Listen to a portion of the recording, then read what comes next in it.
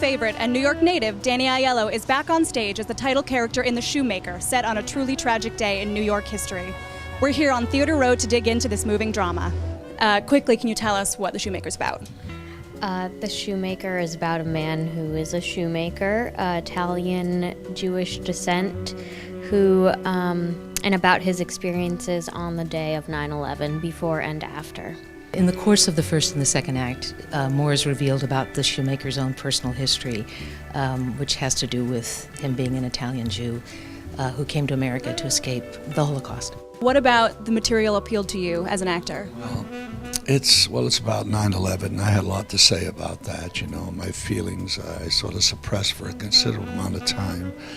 And this play gives me the opportunity to really express myself in the way I truly feel.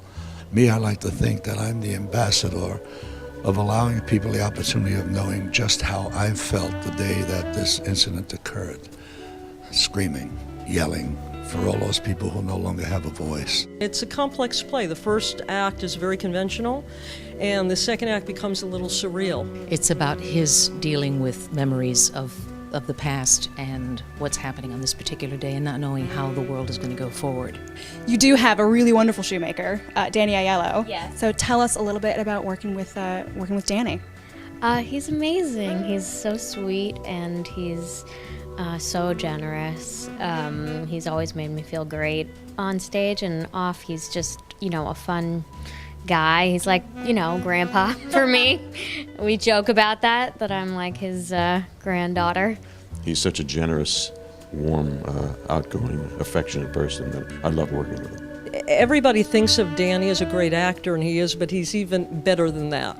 I mean, he really is. He's one of the few actors in 30 years that I've been able to work with this closely. We're very much kindred spirits, even though it's different backgrounds, and we're so much on the same page. And I think Danny, myself, and the director Anthony are all sort of think in a similar way. You do not leave this stage, and not for 1 second. And you're going through this whole emotional piece every night. How do you do it? Is this a rough thing to do every night? Gemma, I swear to you, I don't know. And I'm going to tell you honestly, I would never admit to this years ago.